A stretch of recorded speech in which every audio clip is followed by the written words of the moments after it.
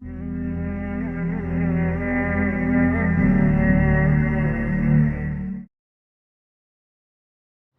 میں نے آپ سے بتایا کہ یہ قدر جو ہے، ایک تو اسی سے لفظ قدرت بنا ہے، اور نمبر دو اسی سے کسی شے کی قدر و قیمت، اور پھر اسی کے معنی ہے اندازہ مقرر کر دینا، کسی شے کا اندازہ مقرر کر دینا، یہ قدر ہے۔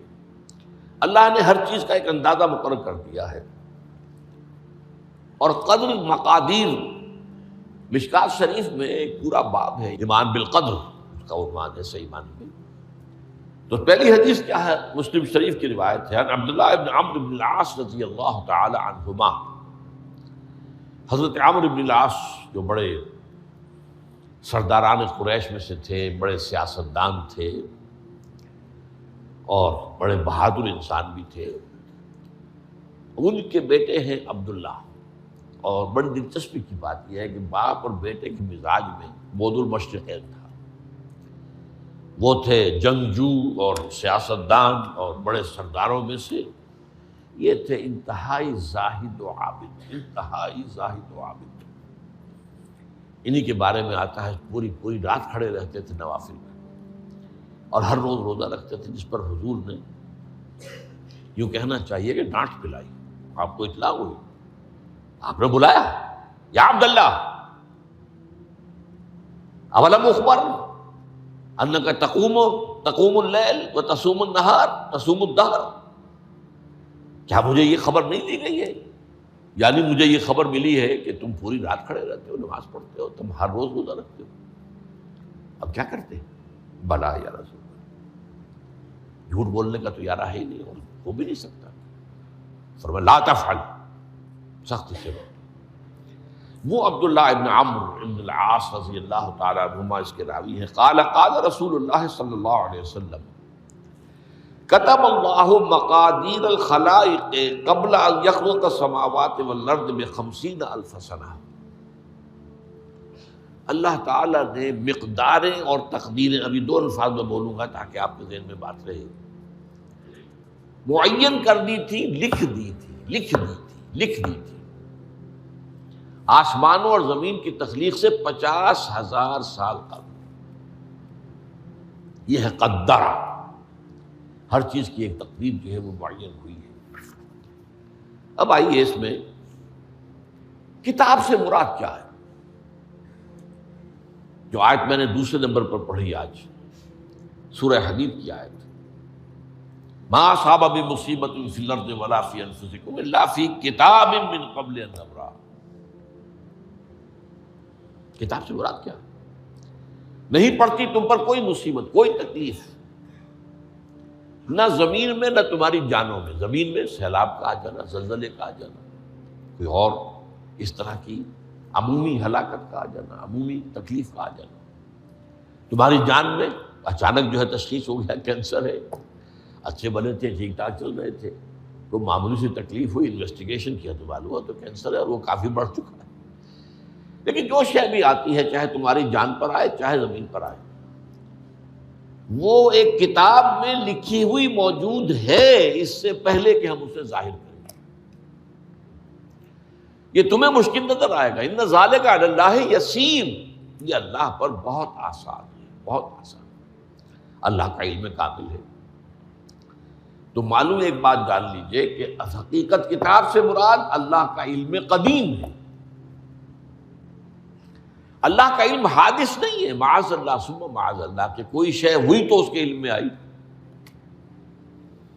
یہ ہمارے ہاں بعض گمراہ فرقوں کا عقیدہ ہے، اسے بدع کہتے ہیں، کہ اللہ کے علم میں بدع بھی ہے، یعنی کسی واقعے کے ظہور کے بعد اس پر کسی شے کا منکشف ہونا، معاذ اللہ ثم معاذ اللہ، یہ شان خداوندی سے بہت بڑی ہے۔ وہ تو عالم ما کان و ما یکون ہے، جو بھی کچھ تھا اور رہا ہے آج تک ہمیشہ سے ہے، اور جو بھی کچھ ہوگا وہ سب اس کے علم میں آن واحد میں موجود ہے۔ آن واحد، یہ آن واحد کے لفظ کو اچھی طرح سمجھ لیجیے۔ مجھے سب سے پہلے تجربہ ہوا تھا، یہ سن میرا خیال ہے کہ 67-68 کی بات ہے، میں نے پہلا ہفائی سفر کیا تھا لاہور سے کراچی۔ اس وقت فوکر چلتا تھا، فوکر فرینڈ شپ، چھوٹا جہاز جو ہے چڑیا والا، اور کرایہ 90 روپے تھا نائٹ کوچ کا۔ آج آپ تصور کیجیے۔ تو میں چونکہ مجھے جغرافیہ سے دلچسپی ہے اور فوکر زیادہ اونچا نہیں ہوتا، تو میں دیکھتا جا رہا تھا کھڑکی سے، اس وقت ہم کہاں پہنچ گئے، اب کہاں پہنچ گئے، اب جو روشنیاں نظر آ رہی ہیں کس شہر کی ہیں، یہ اکاڑے کی آ گئی، یہ ساہیوال کی آ گئی، یہ آگے اور آگے آئی۔ ایک دم میں نے دیکھا کہ 3 شہروں کی روشنیاں بیک وقت دیکھ رہا ہوں، لودھرا، بہاولپور، سماسٹا۔ مجھے خیال آیا کہ جب میں ٹرین سے سفر کرتا ہوں، کراچی جاتا ہوں، تو لودھرا پہنچتا ہوں تو میں سمجھتا ہوں کہ ابھی بہاولپور آدھا گھنٹے بعد آئے گا، وہ مستقبل کی شے ہے میرے لیے۔ بہاولپور پہنچتا ہوں تو لودھرا میرے لیے ماضی کی بات بن جاتی ہے، آدھے گھنٹے پہلے لودھرا آیا تھا، اور آدھے گھنٹے کے بعد جو ہے سماسٹا آئے گا، وہ میرے لیے مستقبل بن گیا، لودھرا ماضی بن گیا۔ لیکن اس بلندی پر میں بیک وقت دیکھ رہا ہوں لودھرا کو بھی اور بہاولپور کو بھی اور سماسٹا کو۔ یہ معاملہ جو ہے اس کو 1 ملین بلین سے ضرب دے لیجئے، اللہ تعالیٰ اس بلند مقام سے دیکھ رہا ہے جہاں اس کے مشاہدے میں، اس کے علم میں ماضی اور مستقبل کا کوئی سوال ہی نہیں۔ آنے واحد، آنے واحد، آنے واحد۔ تو یہ در حقیقت کتاب جسے کہا گیا قرآن مجید میں بار بار بہت جگہوں پر آیا ہے، تو یہ کتاب جو ہے در حقیقت اللہ تعالیٰ کا علم قدیم، اس میں سب کچھ موجود ہے، ہمیشہ سے موجود ہے، لکھا ہوا موجود ہے، اور کوئی غلط نہیں ہو سکتا۔ آگے چل کر گفتگو ہوگی اصل میں بعد میں کہ تقدیر کے جو عام عقیدے میں ہم تقدیر کہتے ہیں اس کے 2 پہلو ہیں۔ ایک پہلو ہے ما اصاب علی الانسان، جو کچھ انسان پر آتا ہے مصیبت، جیسے ابھی آیت میں نے پڑھی ما اصاب من مصیبت فی الارض ولا فی انفسکم۔ ہم ہر وقت زد میں ہیں، کوئی تکلیف آ گئی، کوئی مصیبت آ گئی، کوئی بیماری آ گئی، کوئی حادثہ ہو گیا، کوئی بچہ فوت ہو گیا، کوئی عزیز جو ہے وہ فوت ہو گیا، یہ ہر وقت حوادث ہے۔ تو جو بھی کچھ پیش آتا ہے وہ علم خداوندی میں ہمیشہ سے تھا۔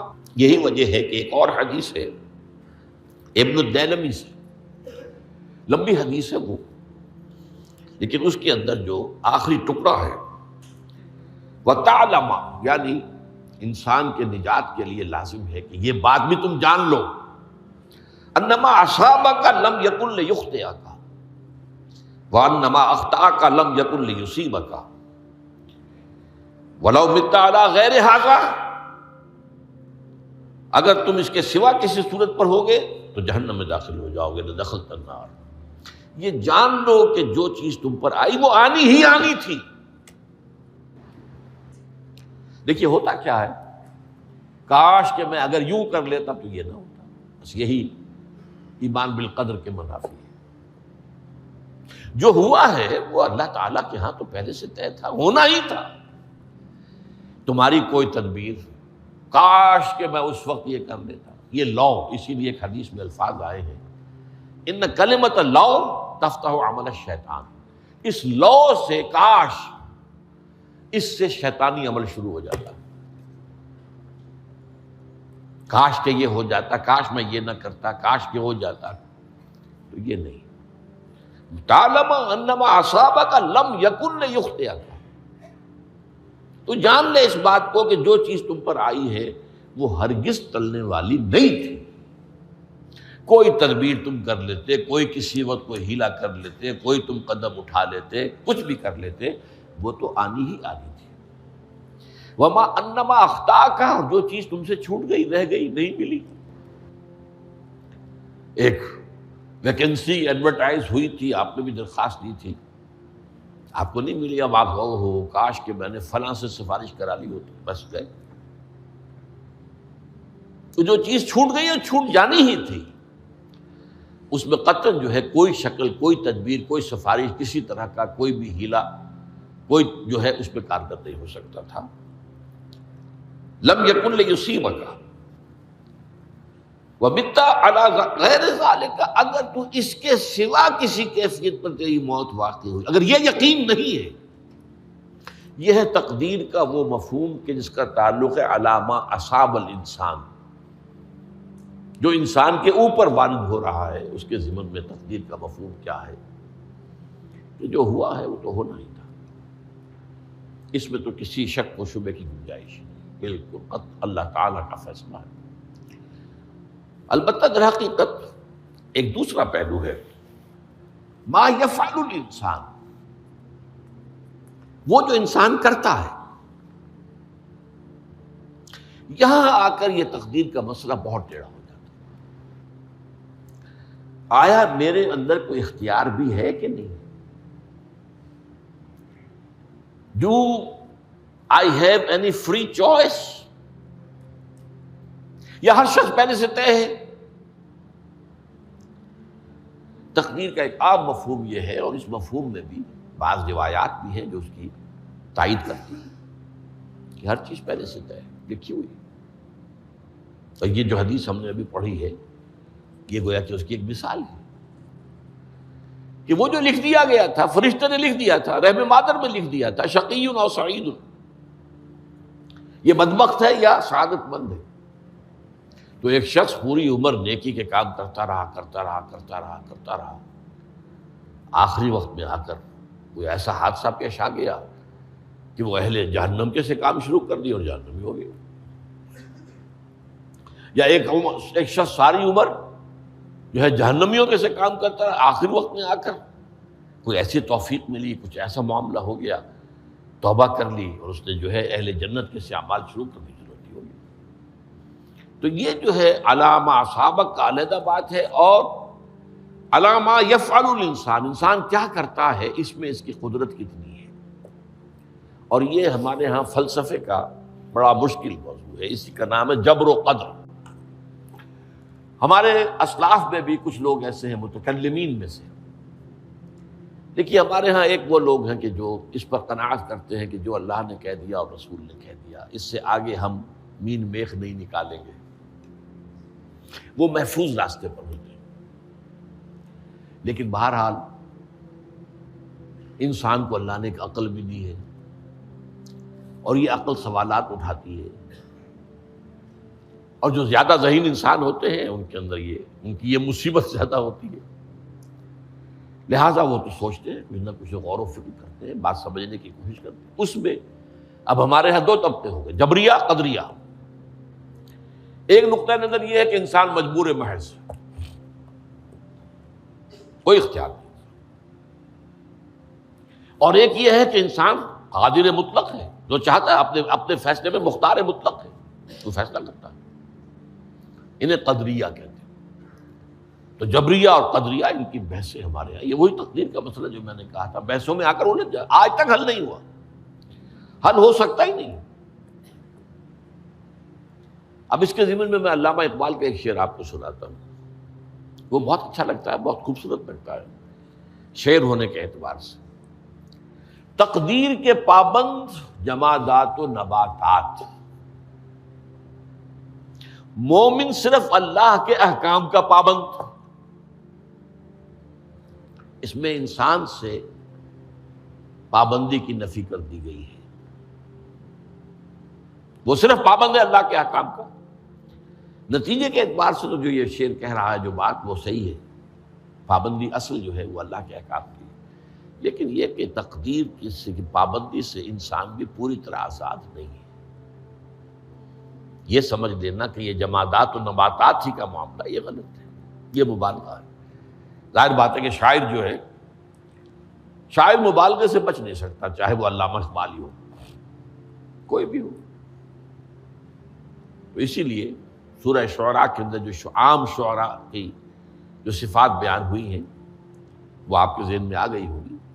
مبالغہ کرتے ہیں، فی کل واد یہیمون انہم یقولون ما لا یفعلون، وہ کہتے بھی وہ کچھ ہے جو کرتے نہیں ہیں، اور یہ بات تو علامہ اقبال پر بھی چشمہ ہوتی ہے۔ بہرحال یہ شعر ذرا پھر نوٹ کیجئے، تقدیر کے پابند جمادات و نباتات، مومن صرف اللہ کے احکام کا، کوئی بات صحیح نہیں ہے۔ انسان بہت سے اعتبارات سے مجبور ہے۔ سب سے پہلے جو ہے انسان کے اندر ایک تقدیر نوعی ہے، نوع انسان. چھوٹی سی چڑیا اڑتی پھرتی ہے، انسان نہیں اڑ سکتا.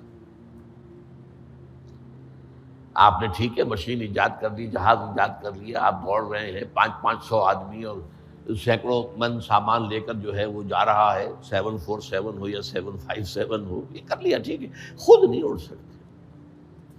اب کیا کریں گے آپ؟ یہ تقدیر نوعی ہے. اسپیشیز، ہر اسپیشیز کے لیے اللہ نے ایک اندازہ مقرر کر دیا ہے، اس اندازے ہی میں رہے گا، اس سے باہر نہیں جا سکتا. پھر ایک تقدیر شخصی ہے. اب دیکھیے تقدیر شخصی کیا ہے؟ بعض اوصاف و صفات ہمیں وراثتاً ملتے ہیں، وی ہیو نو چوائس. پہلے بھی یہ بات مانی جاتی تھی، آج جو ہے ذرا سائنٹیفک انداز میں ہم کہتے ہیں جینز میں چلا آ رہا ہے. اس جینز کو بدل سکتا ہے؟ جو جینز بھی آپ کو ملے اپنے والدین کی طرف سے، وہ آپ کی شخصیت کا ظاہر بات ہے کہ فیصلہ کن طرز پر اس کو ڈھال دیتے. جینز ہے، پابندی ہے. نمبر 2 یہ کہ خاص طور پر جو گھر کا ابتدائی ماحول ہوتا ہے، ماں کی گود اور ابتدائی گہوارہ گھر کا، اس کے جو اثرات مرتسم ہو جاتے ہیں شخصیت کے اوپر، وہ بھی بڑے مستقل ہوتے ہیں، پختہ ہوتے ہیں. ان دونوں چیزوں کو ضرب دے لیجئے، hereditary factors multiplied by environmental factors, اس سے مل کر ایک شے تیار ہوتی ہے جس کو قرآن کہتا ہے شاکلہ.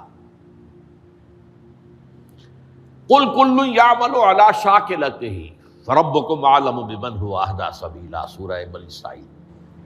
شاکلہ کسے کہتے ہیں؟ شاکلہ شکل دینے والی شے. آپ کو لوہا ڈھالنا ہے، کوئی خاص پرزہ بنانا ہے، اس کا پہلے سانچہ بناتے ہیں.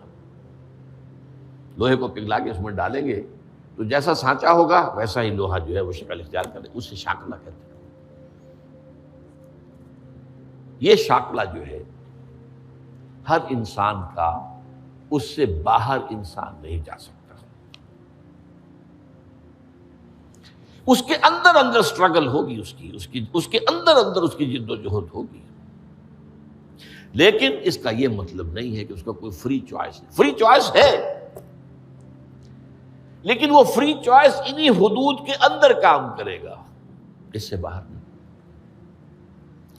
اس بات کو مختلف احادیث میں حضور نے بہت خوبصورتی سے بیان کیا. ایک حدیث بڑی اہم ہے، بڑی اہم ہے. الناس کالمعادن،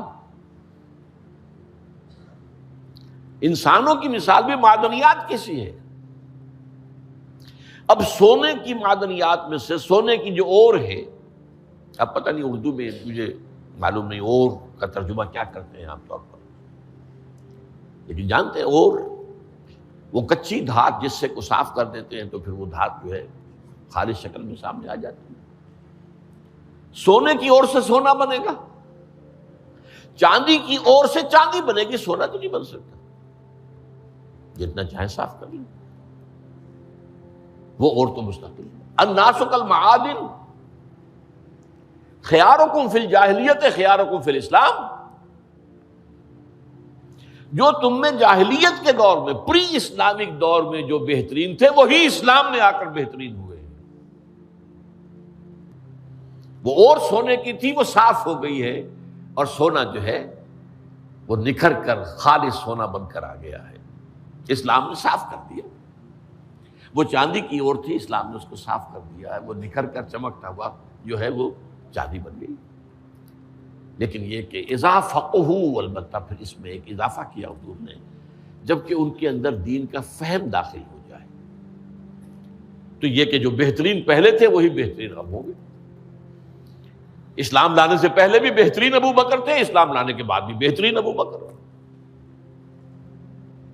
حضور پر وحی سے پہلے بھی بہترین خاتون خدیجۃ الکبریٰ تھی، ایمان لانے کے بعد بھی بہترین خاتون خدیجۃ الکبریٰ. اور دوسری حدیث سنیے، عن ابی الدرداء رضی اللہ تعالی عنہ قال بینما نحن عند رسول اللہ صلی اللہ علیہ وسلم، اسی حال میں کہ ہم ایک روز ہم حضور کے پاس تھے، نتناکرون ما یکون، اور ہم ذرا سوچ رہے تھے کیا کیا کچھ پیش آنے والا ہے دنیا میں.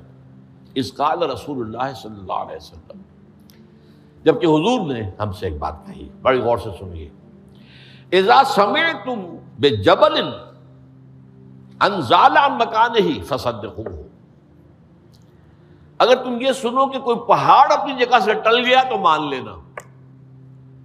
وَإِذَا سَمِعْتُمْ بِرَجُلٍ تَغَيَّرَ عَنْ خَلْقِهِ فَلَا تُصَدِّقُوهُ، اور اگر تم سنو کہ کوئی شخص جو ہے وہ اپنی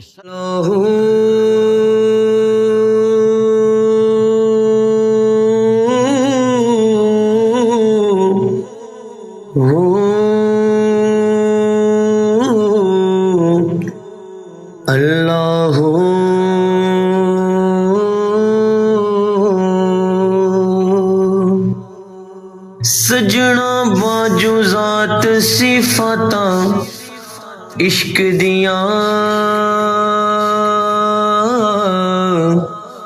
وکری کلی دن تے راتاں عشق دیاں.